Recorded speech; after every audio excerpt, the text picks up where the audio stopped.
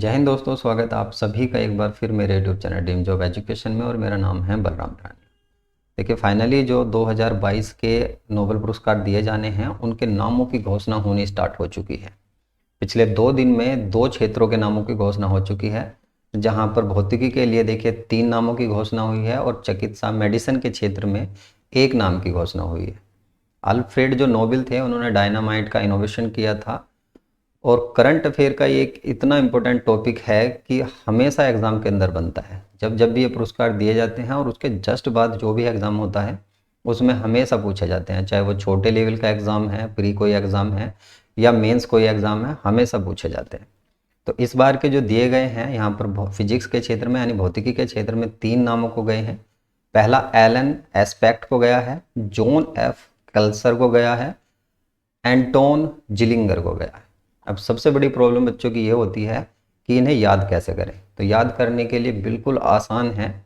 आप इसका जो 2 पोर्शन में होता है, 2 या 3 पोर्शन होते हैं नाम के, तो इसमें फर्स्ट वाला जो भी आपको आसान लगे या सेकंड वाला जो भी आपको आसान लगे वो याद कर लीजिए। हमेशा एग्जाम में पूरा नाम दिया जाता है। तो यहाँ से एलन याद कर सकते हो आप, इम्पोर्टेंट है, मतलब आसान है।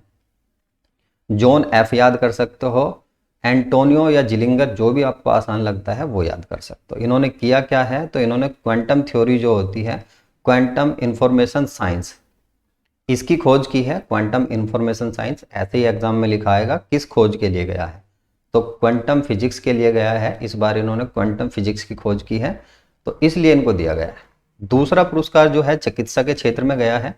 स्वीडन के ही रहने वाले व्यक्ति हैं स्वेंटे पावो।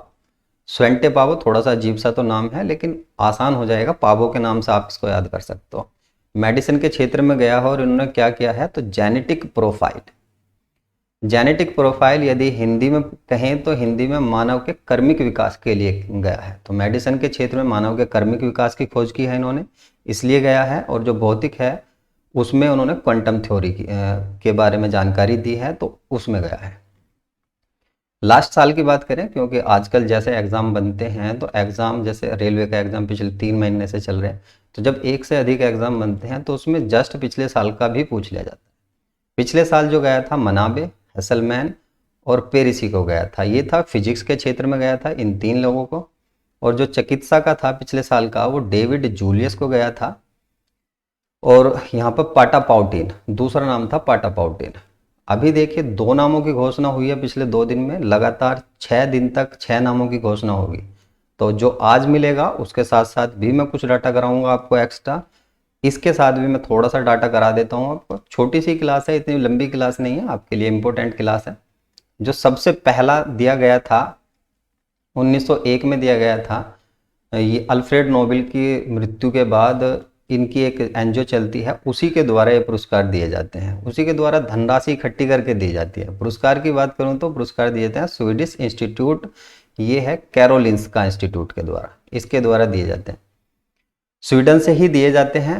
हालांकि जो शांति का नोबेल पुरस्कार है वो नॉर्वे की राजधानी ओस्लो से दिया जाता है। तो शांति का दिया जाता है नॉर्वे से, बाकी जो हैं वो स्वीडन से। ये 6 क्षेत्रों में दिया जाते हैं, 6 में के जो 5 हैं ये स्वीडन से है और एक जो है शांति का वो नॉर्वे ओस्लो से दिया जाता है। किस दिन दिए जाते हैं, तो 10 दिसंबर को दिए जाते हैं। अभी देखिए नामों की घोषणा हुई है लेकिन दिए जाएंगे 10 दिसंबर को। 6 कैटेगरी हैं, 6 कैटेगरी में आपको बता देता हूँ। एक तो फिजिक्स है, फिजिक्स यानी भौतिकी, केमिस्ट्री है, उसके साथ साथ लिटरेसी आ जाएगा और फिर पीस आ जाएगा और इकोनॉमिक्स आ जाएगा। 3, एक और रह गया यहाँ पे, एक आ गया आपका चिकित्सा यानी मेडिसिन का। तो इकोनॉमिक्स की जो शुरुआत होती है, हालांकि ये पहले 5 ही दिए जाते थे, लेकिन इकोनॉमिक्स का जो अर्थशास्त्र के क्षेत्र की शुरुआत होती है वो सबसे पहले होती है 1968 ईस्वी से। ये भी याद रखना है। पहले जो भारतीय थे जिनको नोबेल पुरस्कार दिया गया था वो हैं रविंद्रनाथ टैगोर जी, जिनको 1913 में दिया गया था। 1913 गीतांजलि नामक इनकी पुस्तक थी, उसके लिए गया था। तो आज की जो क्लास है जिसमें मैंने 2 कराए हैं, उसके साथ साथ इतना डाटा कराया है। जैसे ही अगली क्लास होगी जिसमें आज जो दिया जाना है, आज जिस क्षेत्र में भी आएगा, तो उस क्लास के साथ भी मैं कुछ इंपॉर्टेंट टॉपिक इसमें रखूंगा जो एग्जाम के लिए काफ़ी इंपॉर्टेंट होने वाले हैं। तो बस इस क्लास में इतना ही। मिलता हूँ नेक्स्ट वीडियो में। पीडीएफ आपको मेरे टेलीग्राम पर मिल जाएगा। बाकी ये चीज़ों को आप नोट करिए, ज़्यादा अच्छा रहेगा, और रिवाइज करते रहिए, पेपर नज़दीक है तो तैयारी भी आप अपनी अच्छे से करिए। तो मिलता हूँ नेक्स्ट वीडियो में, धन्यवाद।